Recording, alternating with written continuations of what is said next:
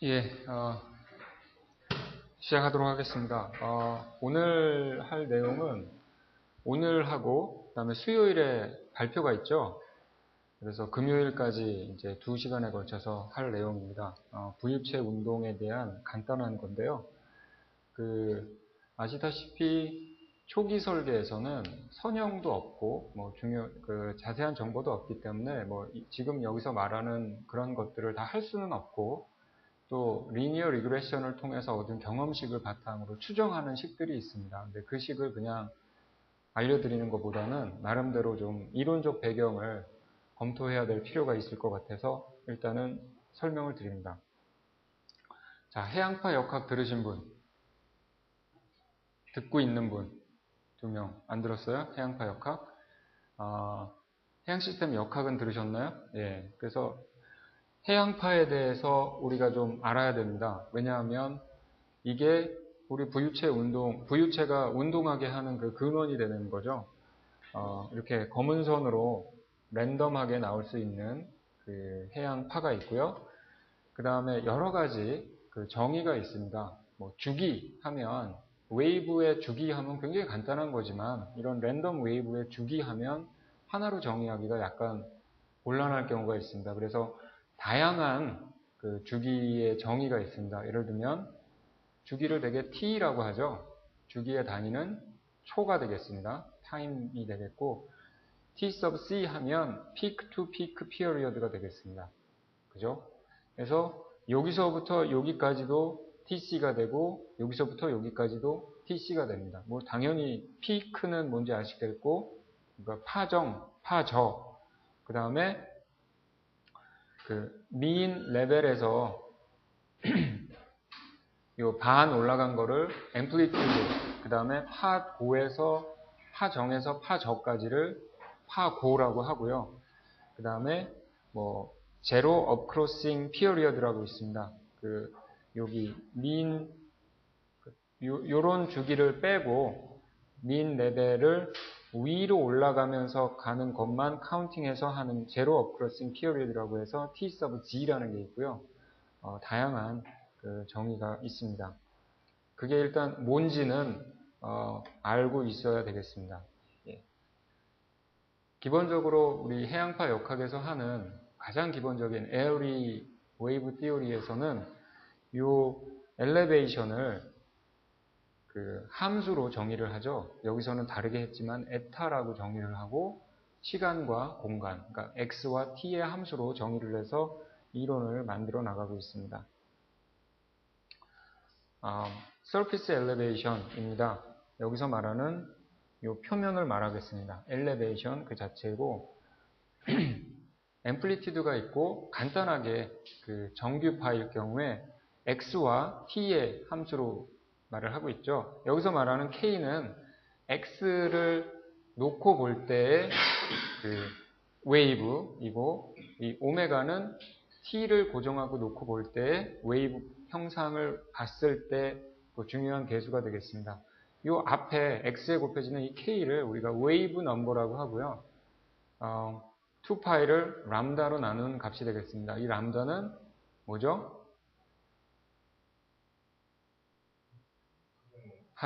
파장입니다. 람다. 그 다음에 앞에서 말한 복잡한 파장이 아니라 여기선 에어리 웨이브 띠오리니까 그냥 정규 사인파 같은 거를 볼 때 그걸 말하는 거고요. 그러니까 시간을 딱 정해놓고 사진을 딱 찍었어요. 그 다음 그러면 x축이 요 수평축이 x가 될 거고, 거기에 파장이 나타나는 거고, 거기에 대한 함수 특징을 나타내는 게 웨이브 넘버가 되는 거고요. 앵귤러 프리퀀시는 뭐냐면 공간을 딱 정해놓고 한 점에서 일정 시간만큼 이렇게 리코드를 합니다.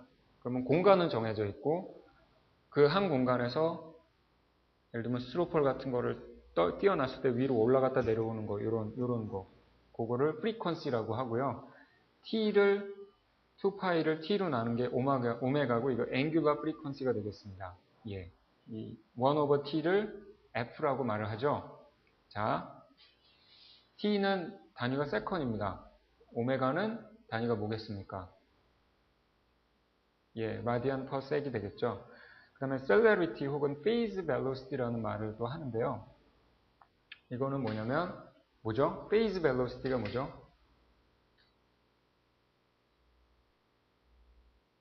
예. 뭐 아는 것 같은데 얘기 좀 해보시죠.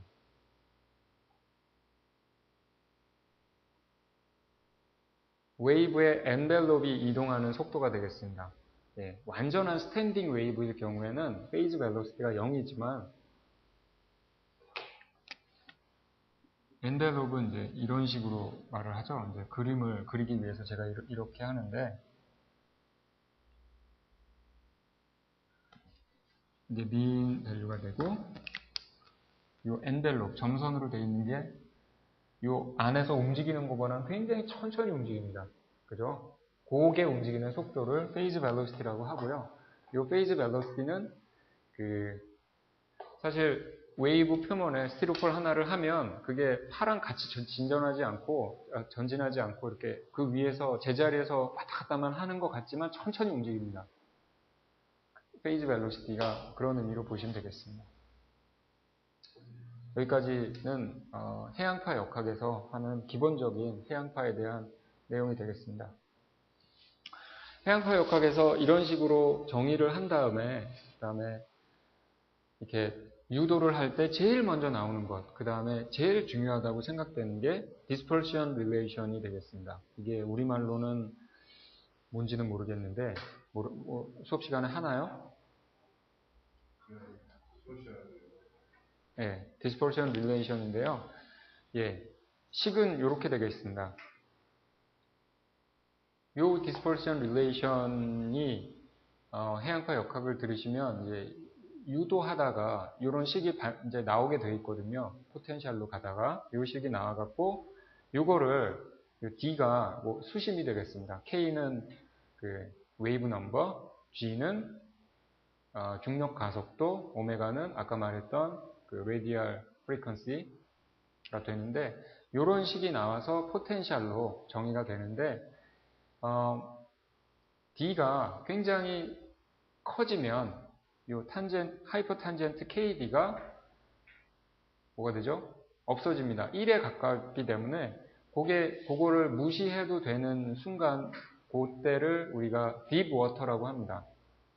그래서 이 부분이 없고 오메가 스퀘어가 GK랑 같다라는 거를 딥 워터라고 하고요. 그거를 무시하면 에러가 되게 크다 하는 거를 shallow water라고 합니다. 거기를 기반으로 하면 D가 파장의 반보다 많이 크면 딥 워터로 생각해도 되고요. 이럴 때는 수면파가 surface wave가 그 바다 바닥을 느끼지 못한다 이런 표현을 합니다. 우리가 갖고 있는 그 스튜던트 베스인도 설계를 할 때 딥 워터를 만들 수 있도록 다 해놨습니다. 수심이 1.5m밖에 안 되지만 파장이 짧기 때문에 그렇습니다. 예. 딥 워터일 경우에는 이 식을 이용해서 페이즈 벨로시티를 이런 식으로 나갈 수 있고요. 딥 워터가 아닐 경우에는 이걸 다 고려해야 돼서 일반적으로 이런 식을 표현해서 사용하고 있습니다. 자, 이게 왜 중요하느냐? 보통 오션 고잉 베셀을 디자인할 때, 컨테이너선, 탱커선 할 때 딥 워터만 고려하면 큰 문제가 없습니다. 대부분 다니는 데가 깊은 바다이기 때문에 괜찮은데 그런 배들이 얕은 물에 와서 뭔가 성능이 이상해지는 경우가 종종 있습니다. 특히 항만에 가까이 오거나 운하를 건너가거나 강을 가야 될 때 그럴 때는 이런 거 그게 왜 그러냐 이런 것 때문에 그렇다라는 정도를 이해하시면 되겠습니다. 자, 여기까지 질문 있습니까? 여기 어디요? 이거? 그럴 리가.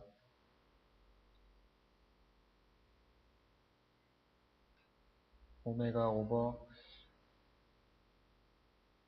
예, 이거는 제가 요 딥워터의 디스퍼션 릴레이션을 넣어갖고 유도를 했거든요.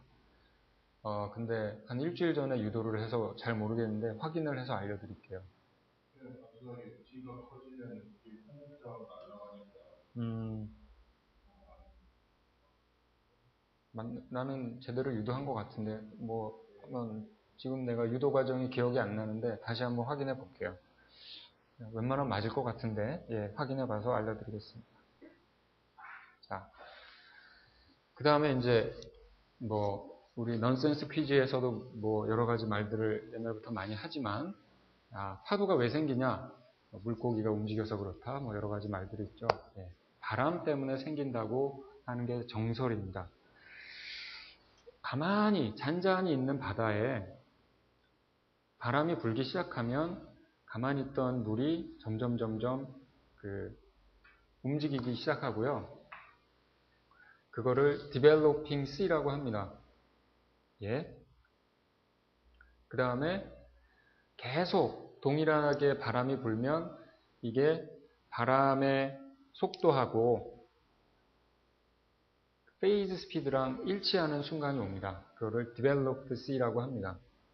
그럼 developed sea에서 바람이 멈추면 그 순간에 파도가 바로 없어지는 게 아니라 이게 자기가 매스를 갖고 진동하는 거기 때문에 또 한창 움직이거든요. 그거를 decaying sea라고 합니다. 예. 그래서 보통 developed sea라는 거를 많이 고려를 하고 있고요. 특별한 경우에는 developing sea를 고려를 하지만 우리가 일반적으로 해양파 역학이나 뭐 설계에서 sea state를 말하고 그 sea가 어떤 상태고 말할 때는 developed sea를 주로 말을 합니다. 그래서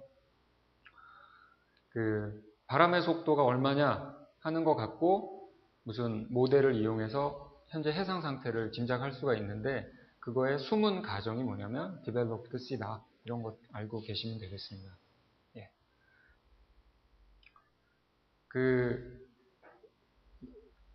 뭐 이건 굉장히 간단한 건데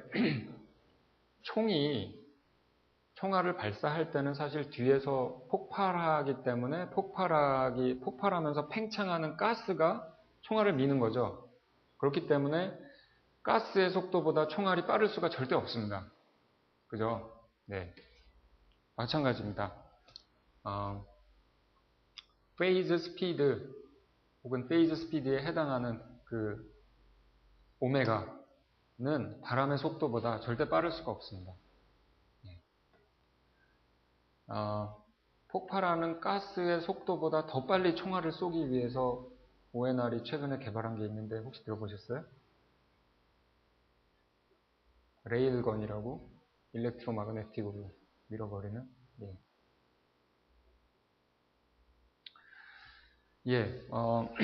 아시다시피 바다는 랜덤합니다.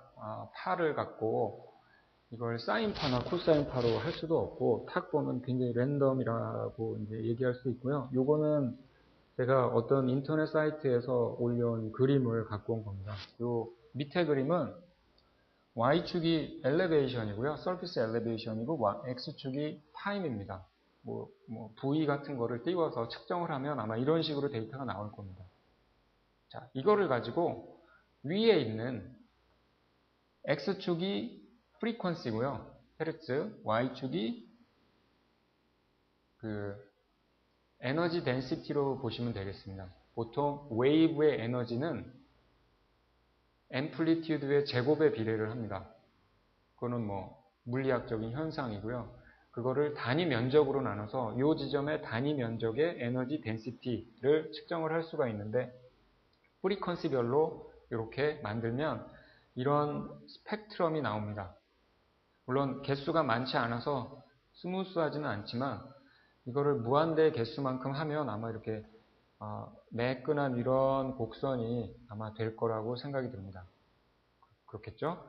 자, 기본적으로 타임 시리즈가 있는 거를 이런 식으로 프리퀀시 도메인으로 바꿀 때 우리가 수학적으로 어떤 툴을 주로 이용을 하죠?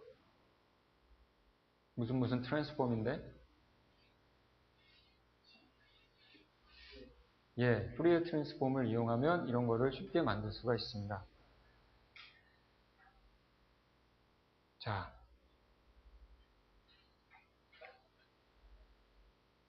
웨이브 엘리베이션은 랜덤 베리어블이다. 근데 long term statistics를 재면 뭔가 도움이 될 만한 그 데이터를 얻을 수가 있는데 이런 겁니다. 유입하고 영어로 significant wave height H sub 3분의 1 이런 식으로 쓰는 게 있고요. H max라는 게 있고요. 이 유입하고는 지난 중간고사에서도 나와갖고 다 아시는 거고, H max는 뭐냐면 일반적으로 말하는 설계할 때 extreme 파고, 배일 때 말하는 파고랑 배는 이제 태풍이 오거나 이럴 때 도망갈 수 있는 스트럭처라서 좀 다르고요. 그거에 고정되어 있어야 되는 옵시어 스트럭처 같은 거가 느끼는 Hmax는 좀 다르겠죠. 하여튼 설계할 때 익스트림 웨이브가 되는 Hmax 혹은 HDEV라고 합니다. Design Extreme Value의 약자인데요. 그래서 파도가 1000개가 왔을 때 그 중에 제일 큰 거가 얼마냐? H3분의 1은 한마디로 말하면 파도 3개가 왔을 때 그 중에 제일 큰 게 얼마냐 이런 의미죠. 그죠? 이런 걸 쓰고요. mean wave period라고 T sub 1이라는 걸 쓰고요. 그 다음에 대개 T1, mean wave period랑 유입하고를 가지고 C state라는 것을 정의를 할 수가 있습니다. 물론 다양한 티오리들이 개발이 돼 있어서 H3분의 1, 그러니까 유입하고를 다른 걸로 바꿔 쓸 수도 있고, 예를 들면 윈드 스피드로 바꿔 쓸 수도 있고, T sub 1을 제로 업 크로싱 피어리어드인 T sub G 이런 걸로 바꿔 쓸 수도 있습니다. 예. 요거는 첫 시간에 보여드린 유입하고의 정의가 되겠습니다. 히스토그램에서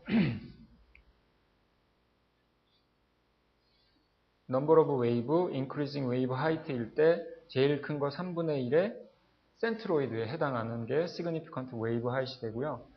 highest 1/10, 그 다음에 아까 말했던 highest 1/1000 하면 보통 선박에서 설계하는 Hmax가 되는 거고요. most probable 파고 이런 것도 정의가 되겠습니다. 자, H sub 10분의 1, 1000분의 1, 100만 분의 1 이런 거에 대해서 아무 문제 없으시죠? 이해하는데? 예. 그래서 우리가 앞에서 랜덤한 해상 조건을 표현하기 위해서 이런 스펙트럼을 주로 쓰는데요. 웨이브 앰플리튜드 스펙트럼을 줄여서 웨이브 스펙트럼이라고 합니다. 아까 말했듯이 앰플리튜드의 제곱이 에너지에 비례하기 때문에 에너지 덴시티를 Y축으로 놓고 X축을 프리퀀시를 놓고 히스토그램으로 만든 게 웨이브 스펙트럼이 되겠습니다. 그 다음에 스펙트럼이기 때문에 X축은 헤르츠가 될 거고요. Y축은 덴시티가 되겠죠. 그래서 그거를 더한 거, 그러니까 웨이브 에너지 스펙트럼 이렇게 곡선이 있을 때 그 곡선 밑에 있는 모든 면적을 다 더하면 뭐가 되냐면 mean square of wave surface elevation이 됩니다. 자, S로 스펙트럼을 주로 나타내고 X축이 그러니까 수평축이 프리퀀시기 때문에 오메가로 쓰는데요. 요거를 다 0에서부터 무한대까지 적분을 하면 mean square of wave surface elevation이 되겠습니다. 이거는 웨이브 스펙트럼의 정의니까 그렇게 보시면 되고요. 시험 문제 역시 있었습니다. 웨이브 스펙트럼이 왜 이렇게 많냐? 예, 당연히 이제 많을 수밖에 없는 게 여러분이 만들 수도 있어요. 추봉식 스펙트럼 만들어도 됩니다. 예. 왜 그러냐? 바다가 다 다르고 실제 어떤 해상을 중심으로 해서 데이터를 막 수집을 한 다음에 그 데이터에 가장 근접한 매스메리컬 펑션을 만든 거기 때문에 어떤 목적으로 쓰냐에 따라 기본적으로 다 다릅니다. 제일 간단한 게 피어슨 모스코위츠 스펙트럼이라고 줄여서 PM 스펙트럼이라고 하는데요. 이게 많이 쓰이는 이유가 파라미터가 딱 하나만 있으면 이거를 그릴 수가 있어요. 그거보다 약간 복잡한 거, 스펙트럼이 두 개 필요한 게 그 ISSC 이게 ITTC는 International Towing Tank Committee고요. ISSC는 International Ship Structure Committee인데, 그러니까 선박을 설계하는 쪽, 유체화 구조 쪽에 해당하는 커미티가 되겠습니다. 거기서 추천하는 스펙트럼이 또 각각 있습니다. 파라미터가 두 개 필요하고요. 존 스왑이라는 또 스펙트럼이 있는데 이거 말고도 스펙트럼의 종류가 굉장히 많습니다. DNV 스펙트럼이 있습니다. 오치라는 사람이 만든 스펙트럼도 있고 여러 가지가 있습니다만 대충 이 정도를 이해하시면 큰 문제가 없습니다.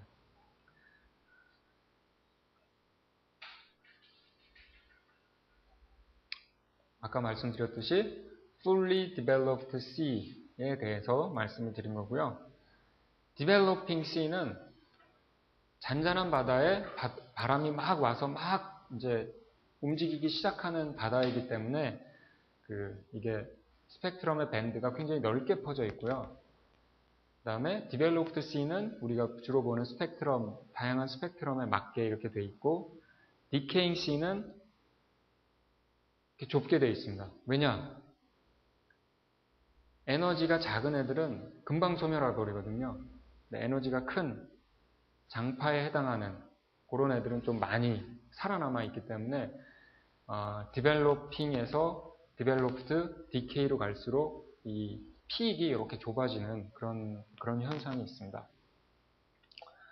보세요. 스타팅 C는 잔잔할 때 막 바람이 불 때 큰 파도가 처음에는 안 생기고 작은 리플 같은 게 생기겠죠. 리플이라고 하면 프리퀀시가 높은 지역에서 집중적으로 있다가 디벨로핑, 그게 점점점 퍼져가면서 fully developed C로 가다가 그 에너지가 쉽게 사그러지지 않는 장파에 해당하는 요 decaying C는 이렇게만 남게 됩니다.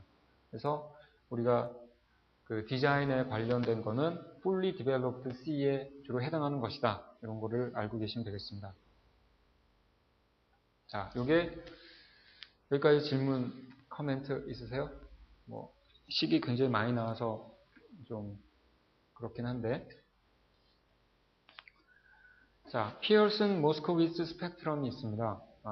피어슨하고 모스코비츠라는 사람이 만든 거겠죠. 줄여서 PM 스펙트럼이라고 하는데 오프쇼어 인더스트리에서 먼저 제안해서 썼습니다. fully developed C고 데이터의 기준이 되는 거는 그 북대서양의 데이터를 기반으로 만들었고요. 제일 인상 깊은 거, 중요한 거는 싱글 파라미터다. 예. 그래서 똑같습니다. 윈드 스피드를 가지고 스펙트럼을 정할 수도 있고 아니면 유입하고 갖고 스펙트럼을 정할 수도 있습니다.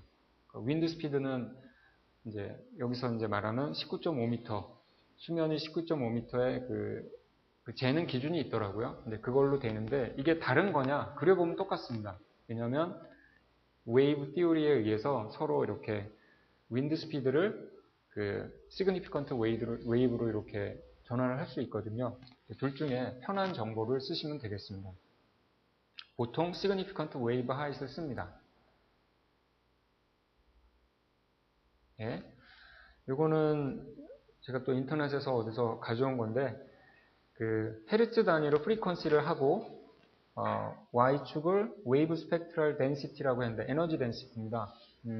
이거는 그 PM 스펙트럼을 윈드 스피드 기준으로 플롯한 건데요.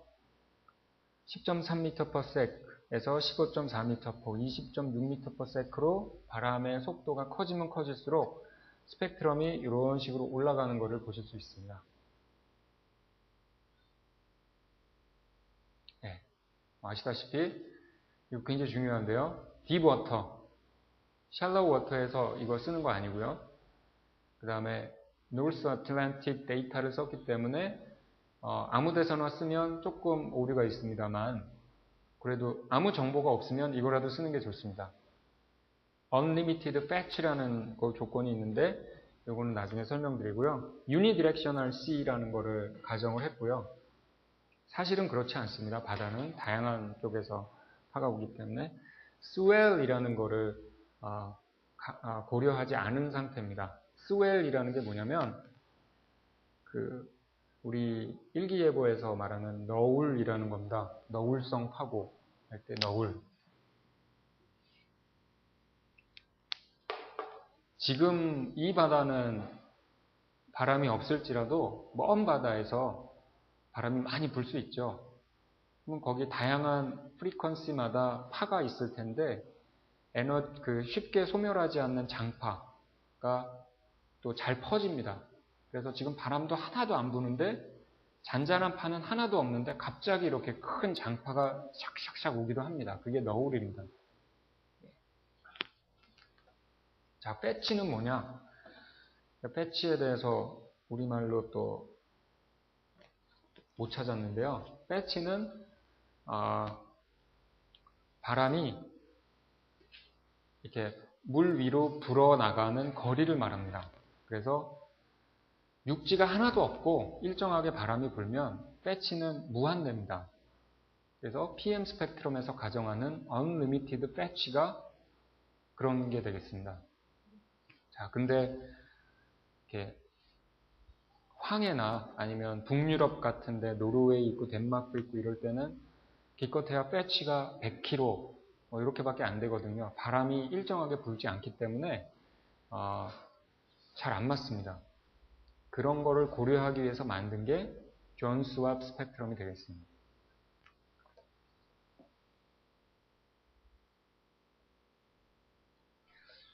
이 그림이 그냥 그려진 게 아니고요. 바람이 패치의 시작에서는 파도가 잔잔하고 끝부분으로 갈수록 커지는 거 볼 수 있죠. 예, 패치가 그렇습니다. 그래서 똑같은 바람이 불어도 패치가 짧으면 이런 부분이 생성이 안 되거든요. 그렇기 때문에 바다의 그 스테이트 자체가 바뀌어지는 그런 효과가 있습니다. 자, 브레슈나이더 스펙트럼이라고 말을 하는데요. 아까 말한 ITTC 스펙트럼을 다른 말로 합니다. 이제 theoretically 보면 ITTC나 ISSC나 혹은 다른 여러 가지 2파라미터 스펙트럼이 하나로 총정리가 될 수 있는데 그렇게 정리된 형태를 브레슈나이더 스펙트럼이라고 합니다. 그 중에서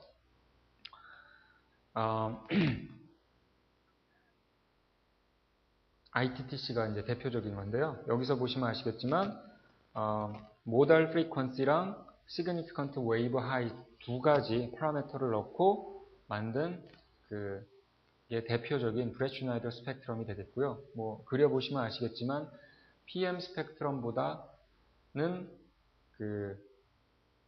약간 픽이 올라간 그런 형태를 보여주고 있습니다. 자, 모달 프리퀀시는 뭔지 아시겠어요? 예. 이렇게 올라갔을 때 에너지가 제일 높은 고기 프리퀀시입니다. 스펙트럼의 픽이 되는 그때. 예. 여기 설명이 나와 있네요. 스펙트럼이 이런 식으로 하나의 픽을 갖게 되어 있는데 그 픽에 해당하는 모달 프리퀀시가 되겠습니다. 그래서 모달 프리퀀시랑 시그니피컨트 웨이브 하이 두 가지 파라미터를 가지고 있기 때문에 예를 들면 모달 프리퀀시를 내가 고정을 하고 시그니피컨트 웨이브 하이만 바꾸면 이렇게 다양한 스펙트럼을 얻을 수 있고요. 아니면 시그니피컨트 웨이브 하이를 고정하고 모달 프리퀀시를 바꾸면 역시 모양이 또 그렇게 달라지는 그 스펙트럼을 얻을 수가 있습니다. 자, 여기까지 질문 있으세요?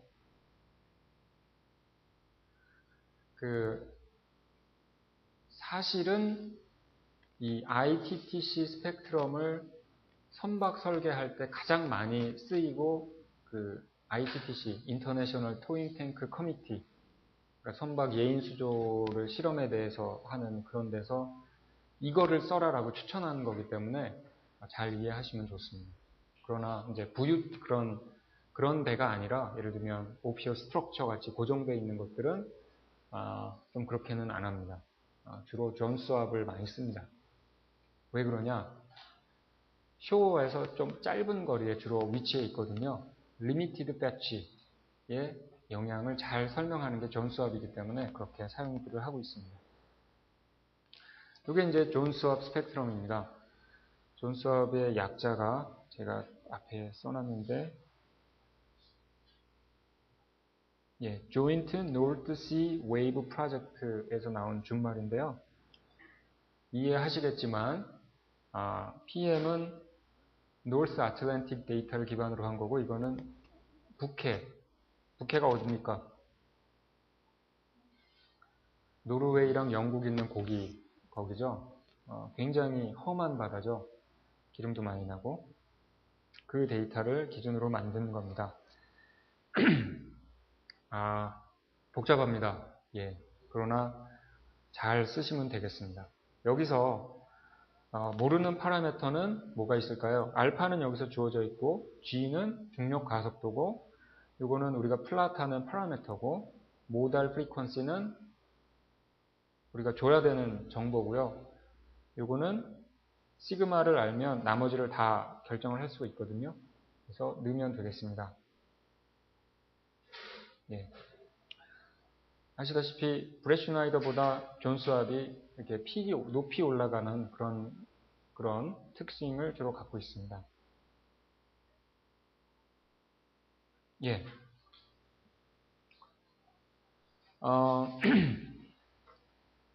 요거는 뉴만이란 분이 쓴 그 마린 하이드로다이나믹스라는 책에서 카피해온 내용인데요. 윈드 제너레이티드 웨이브이기 때문에 웨이브하고 윈드하고 그거에 상응하는 시 스테이트에 대해서 여러 가지 표가 있는데 그 중에 하나를 보여준 겁니다. 다양한 스케일이 존재합니다.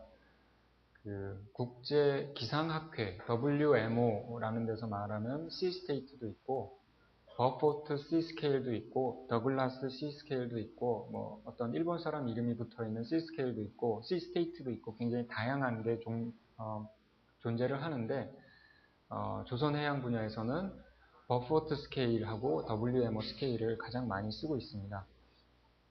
요게 WMO 스케일인데요. 0부터 9까지가 있고요. 주로 일반적으로 3이나 4의 대상으로 많이 선박 설계를 진행하고 있습니다. 5가 되면 파랑주의보가 발령이 되고요. 그러니까 조그만 배, 어떤 기준 이하의 배는 출항이 금지가 되고요. 파랑경보는 대부분의 배들의 출항이 금지가 됩니다. 자, 유입하고가 6에서 9m라고 하면 보통 한 1.8배, 1.9배 정도의 파가 올 수 있거든요. 9m에 1.8배면 얼마입니까? 10m가 넘는 파가 막 오는 상태입니다. 폭풍이죠.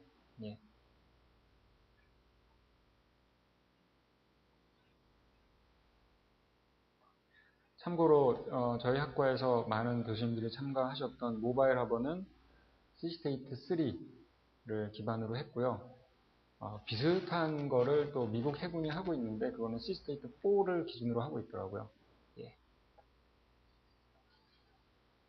혹시 배를 좀 타보셨죠?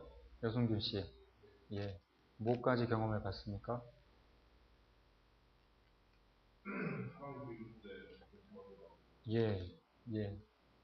삼수리급이었나요?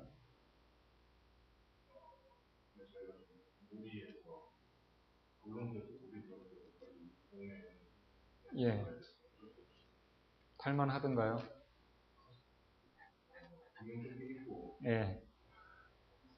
몹시 좀 그런 겁니다. 자, 지금까지 잠깐 이제 중간 정리를 해드리면 부유체 운동에서 중요한 게 그 부유체 운동을 만드는 해상 환경 파에 대해서 알아야 된다. 그 다음에 그 파는 랜덤하다. 그거를 표현하기 위해 랜덤한 거를 표현하기 위해서 여러 가지 통계적 파라미터가 있다. 유입하고 여러 가지가 있고 그 랜덤한 거를 표현하기 위해서 웨이브 스펙트럼이라는 거를 쓰는데 다양한 종류가 있다. 네. 그거의 가정과 어플리케이션 에어리어를 좀 이해를 하시면 좋겠고요. 수학적으로 나온 그거를 나중에 이제 쓰실 일이 있는데 이제 이런 데 쓰는 겁니다. 디자인 익스트림 밸류라는 게 있습니다. 그래서 그 웨이브 앰플리튜드를 뭐 그냥 있는 그대로 하면 굉장히 어렵기 때문에 아이디얼한 조건의 네로우 밴디드 스펙트럼이다. 그 다음에 가우시안 서피스 엘리베이션을 따른다. 이런 해양파 역학에서 말하는 아주 좋은 가정들을 몇 개 하면 이걸 레일리 디스트리뷰션으로 가정을 할 수가 있습니다.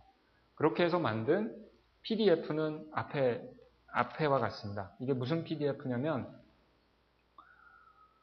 앰플리튜드가 A라는 값보다 클 확률, 해상 상태가 이렇게 돼 있을 때 앰플리튜드가 A라는 값보다 큰 확률의 PDF고요. 그거를 적분한 거, CDF죠. CDF는 이렇게 생겼습니다.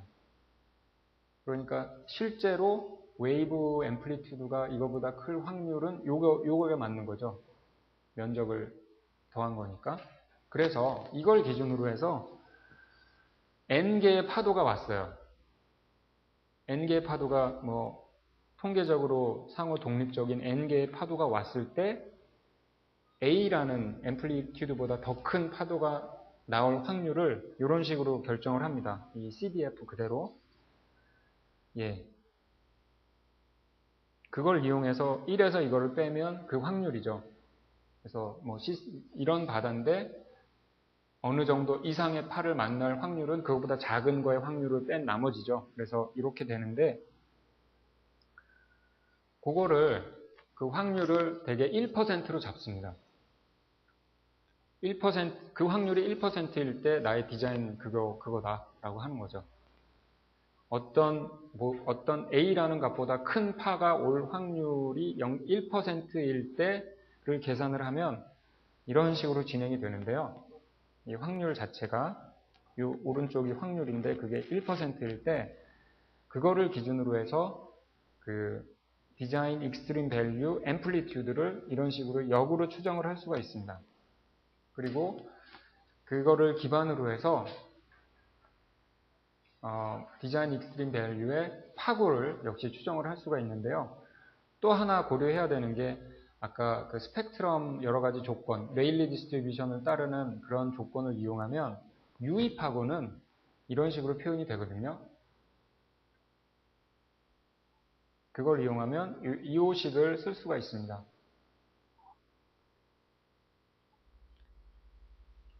자, 이게 뭐냐?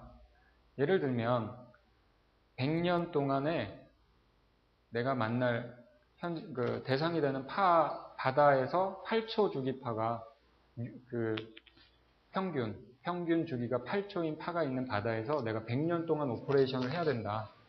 그러면 그 100년 동안 만날 수 있는 최대 파고는 얼마일까를 계산할 때 이 n을 그렇게 계산하면 된다. n은 100년, 1년은 365일, 하루는 24시간, 1시간은 60분, 1분은 60초 해서 100년의 모든 초가 되고요. 그거를 평균 주기가 8이니까 8로 나누면 이게 뭐냐면 100년 동안 내가 몇 개의 파도를 만나느냐의 개수가 되겠습니다. 이 개수를 이 식에다가 다시 집어넣으면 이런 식이 나옵니다. 그래서 그 유의 파고의 대개 3.5배 정도가 내가 100년 동안 만날 수 있는 최대 파고가 될 것이다. 이렇게 계산을 합니다. 예. 이걸 이용해서 뭐 예를 들면 100년 동안 안전해야 되는 해양 구조물을 만들 때 설계 파고가 이런 식으로 결정이 됩니다.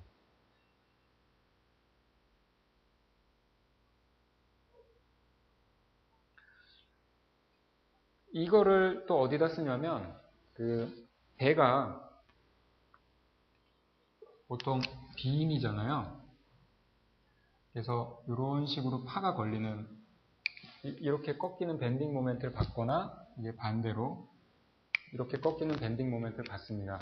호깅, 세깅인데 이게 그 피로랑 굉장히 밀접한 관계가 있는데 피로에서는 그 뭐 재료의 뭐 강도도 중요하지만 이게 몇 번 꺾이느냐 이것도 굉장히 중요합니다. 그 횟수를 이렇게 계산을 합니다. 배가 보통 수명이 20년이니까 여기 앞에가 20이 되겠고 만나는 주요 파에서 파장이 배 길이랑 이렇게 맞는 거에 주로 평균 그 주기를 계산할 수 있겠죠. 그거를 넣어서 이거를 계산을 합니다.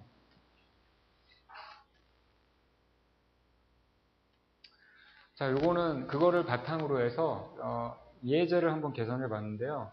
PM 스펙트럼을 기준으로 해서 시스테이트 4에서 유입하고는 최대가 2.5m고 그 WMO 기준으로 테이블에서 맥시멈 웨이브 하이트 배를 기준으로 하면 보통 여기 H 이게 잘 안 보이는데 H 오버 A 그러니까 1000분의 1를 배의 경우에는 주로 설계 시 맥시멈 웨이브 하이트로 하는데 같은 방법으로 계산하면 유입하고의 1.86배가 나옵니다. 그래서 배를 2.5m 유입하고가 있는 바다지만 디자인상 고려해야 되는 최고 파고는 4.65m가 된다. 그 다음에 뭐 평균 파 주기라던가 기타 등등을 이런 식으로 계산을 할 수가 있습니다. 자, 여기까지 질문 있으세요? 예. 그래서 지금까지는 그 해상 환경에 대해서 말씀을 드렸고, 해상 환경을 알고 그 환경에 의해서 가진되는 우리 배의 운동에 대해서 이제 얘기를 시작하겠습니다. 쉼 모션, 일단 좌표계를 잘 아셔야 되겠습니다. 예. 육자유도 운동이 가능하고요. 배의 진행 방향을 X축, 배로 위로 가는 방향을 G축, 그렇기 때문에 포트 사이드를 Y축으로 합니다. 그래서 X, Y, G가 되고 각각에 대해서 1번, 2번, 3번이라는 축 넘버를 붙였고요. 그래서 1번 방향의 로테이션, 2번 방향의 로테이션, 3번 방향의 로테이션 이런 식으로 하고요. 벡터로 쓸 때는 X1, 2, 3, 4, 5, 6 이런 식으로 됩니다. 그래서 X4가 롤이다. X6가 요다. 이런 식으로 그런 식으로 쓰고요. X 대신에 에타를 쓰기도 합니다. 에타.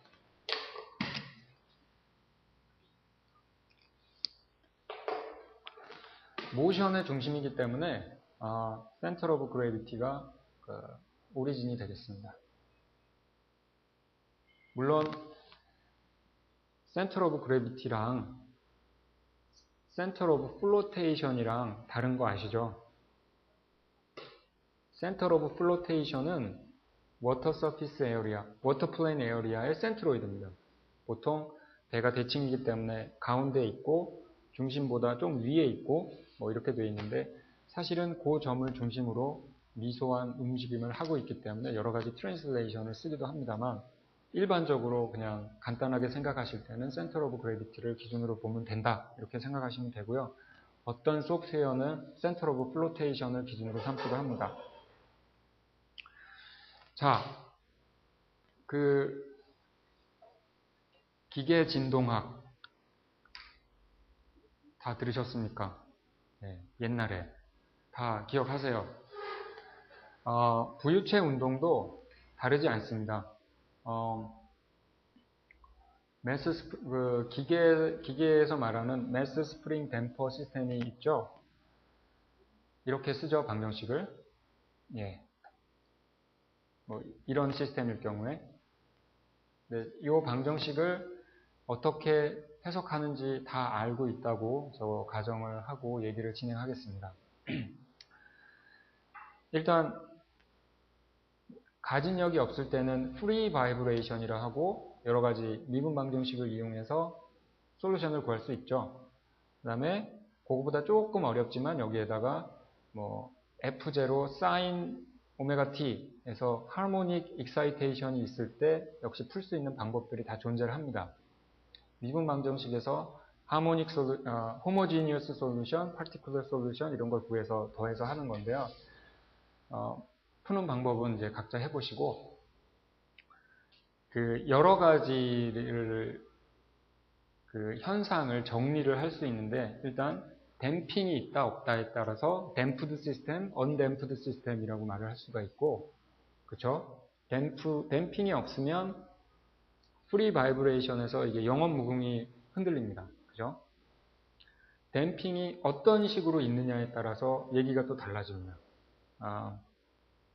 오버댐프드 시스템이 있고, 오버댐프드는 바이브레이션을 안 하고 그냥 싹 줄어드는 거고, 언더댐프드는 여러 가지 이렇게 가는 거고, 사실은 그 둘을 나누는 게 크리티컬리 댐핑이라고, 크리티컬리 댐프드라고 하죠. 크리티컬 댐핑. 예? 여기서 보시다시피 이렇게 크리티컬 댐핑이 잘 나타나 있는데, 요거를 결정짓는 게 그 댐핑 레이쇼라는 그게 있습니다. 예. 뭐 여기서 기계진동학을 다시 다 다루진 않기 때문에 혹시 이 부분에 대해서 불편하시면 좀 찾아보시고요. 뭐 가장 간단한 거가 그 싱글 디그리 오브 프리덤 시스템에서 프리 바이브레이션, 프리 레스폰스를 보통 그리면 이런 식으로 나타납니다. 오메가 서브 n을 우리가 내추럴 프리퀀시라고 하고요. 요거는 그 레스폰스가 되겠죠. 입력하는 그 이니셜 스타팅 그 x에 비해서 레스폰스를 이렇게 보는 건데, 그 댐핑이 없으면 이게 그 앰플리튜드가 똑같이 유지되면서 이제 계속 가는데요. 자, 내추럴 프리퀀시의 정의는 이렇게 공진이 일어나서 무한대로 튀는 그런 게 되겠고, 댐핑 레이쇼가 어떻게 되냐에 따라서 다양한 리스판스를 보여주게 되어 있습니다. 뭐 기계 진동에서 말하는 크리티컬 댐핑 코에피션트가 이렇고, 댐핑 레이쇼가 이렇고, 뭐 내추럴 프리퀀시가 이렇다는 거 다 이제 이해하고 있다고 제가 생각을 하고요. 프리 레스폰스가 이렇게 됐을 때 이 차트를 어떻게 쓰느냐면, 요거를 리스폰스 앰플리튜드라고 오퍼레이터, 리스폰스 앰플리튜드 오퍼레이터라는 말을 씁니다. 예를 들면 내가 갖고 있는 시스템이 요런 여기 있는 요 특성을 갖고 있다. 그죠? 그 다음에 내가 갖고 있는 가진력의 그 역시 주파수 도메인으로 보면 가진력의 분포가 이런 식으로 분포하고 있다. 그러면 내 시스템이 이런 랜덤 가진력이 있을 때 어떻게 할 거냐는 요거를 다 곱해갖고 그냥 하면 되는 거죠. 그거를 하면 여기는 0이니까 0일 거고, 여기서는 0.5 곱하기 2니까 1쯤 될 거고, 여기서는 1이니까 다시 이렇게 될 거고, 뭐 이런 식으로 될 겁니다. 이게 그냥 그 리스판스가 되는 거고요. 이 파란 선에 해당하는 그 가진력이 어디서 오냐면 아까 말했던 C 스펙트럼에서 오는 거고, 이 빨간 선에 해당하는 내 시스템의 그 리스판스 앰플리튜드는 그 시스템의 분석을, 기계공학적인 바이브레이션 분석을 통해서 정할 수가 있게 됩니다. 거기에 대해서는 뭐 이렇게 쓸 수가 있겠습니다. 똑같습니다. 물론 그 진폭의 폭이 크다거나 논리니어가 굉장히 심할 때는 이게 맞지 않지만, 작은 리니어 레인지에서는 이 식을 그대로 써도 되는데요. 육자유도니까 이 X벡터가 6개의 컴포넌트를 갖고 있고요. 거기에 해당하는 매스, 댐핑, 스프링에 해당하는 게 다 6x6 매트릭스가 되겠습니다. 자, 여기서 이제 관건은 뭐 이거는 다 아는 거고요. X, 서지, 두 번째, 스웨이, 뭐 이렇게 세 번째, 히브 이런 식으로 가면 되는 거고, 요거의 컴포넌트를 어떻게 정하느냐의 문제인데요. 부유체 운동이기 때문에 고려해야 되는 여러 가지가 있습니다. Restoring Force는 유닛 디스플레이스먼트를 줬을 때 얼마의 Restoring Force가 작용하느냐의 문제인데, 그거는 하이드로스태틱에서 옵니다. 예를 들면 배가 떠 있을 때 히브 방향으로 유닛만큼 누르면 다시 올라오려고 하는 복원력이 생기죠. 서지 방향으로 밀면 복원력이 없습니다. 그런 거를 고려해야 되고요. 댐핑 포스는 주로 하이드로 다이나믹에서 나오기 때문에 여기 좀 복잡한 건데 그런 게 있고요. 그 다음에 매스가 그냥 매스가 아니라 프리퀀시에 물속에서 움직일 때 물의 영향 때문에 생기는 에디드 매스 텀이 있는데 그것도 역시 고려를 해야 됩니다. 그래서 대강 보시면 이렇습니다. M은 앞에 텀이 순수히 배의 매스가 되겠고요. 뒤에 있는 게 그 에디드 매스의 텀이 되겠습니다. 보시면 아시겠지만 M11, 22, 33는 당연히 트랜슬레이션이기 때문에 그냥 M이고요. 그죠? 그 외에는 다 0입니다. 자, M12의 의미가 어떻게 됩니까?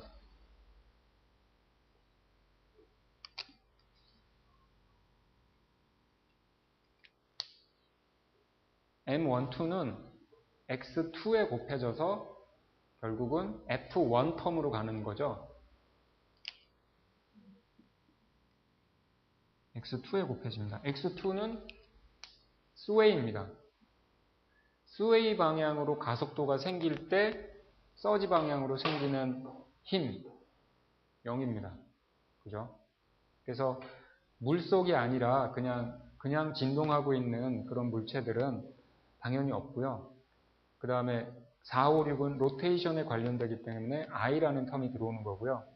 요거는 뭐냐면 아까 말했듯이 그 센터 오브 플로테이션이냐 그 센터 오브 그래비티냐에 따라서 그거를 이동시켜주는 그 모멘트 이동 공식에 의해서 나온 텀이 되겠습니다. 에디드 매스도 마찬가지입니다. 서지 방향으로 진동하고 있을 때 서지 방향으로 생기는 어디셔널 힘 당연히 있습니다. 물이 그걸 방해하고 있기 때문에.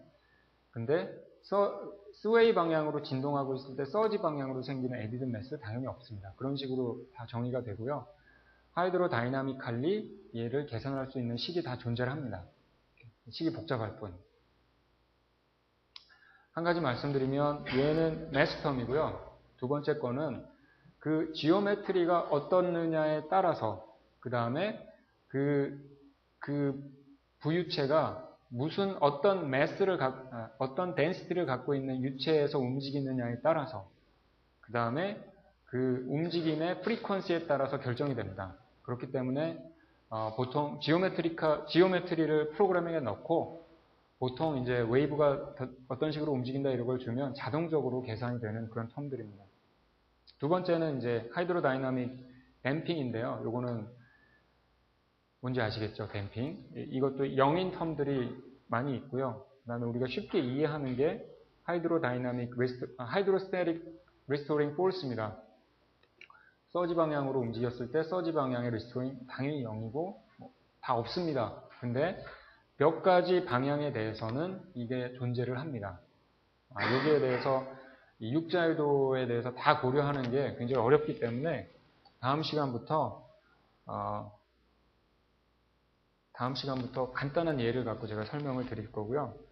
자, 그다음에 매스텀, 댐핑 텀, 스프링 텀을 고려하고 여기 외력을 고려해야 되는데 어떻게 하느냐? 우리 해양파 역학에서 하면 기본적으로 포텐셜로 웨이브를 만듭니다. 포텐셜을 하면 당연히 그거를 잘 미분하고 이러면은 벨로시티를 어느 점에서나 구할 수 있고 프레셔를 구할 수 있습니다. 그죠? 그 다음에 담궈져 있는 헐에 노멀 벡터랑 프레셔를 곱하면 포스 벡터가 나오고 그 포스의 벨로시티를 구할 수 있으니까 그거를 다 서피스에 대해서 다 인테그레이션을 하면 결론적으로는 외력을 구할 수 있습니다. 기본적인 아이디어는 그렇게 됩니다. 이제 그걸 갖고 어떻게 하느냐?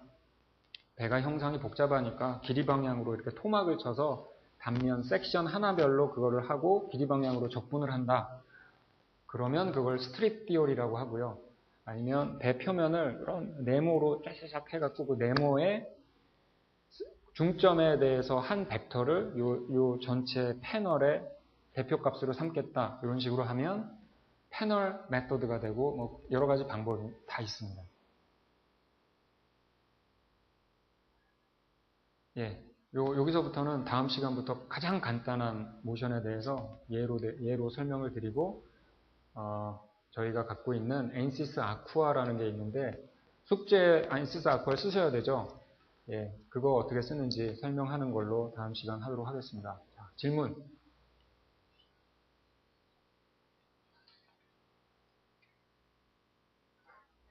예, 이것으로 마치겠습니다.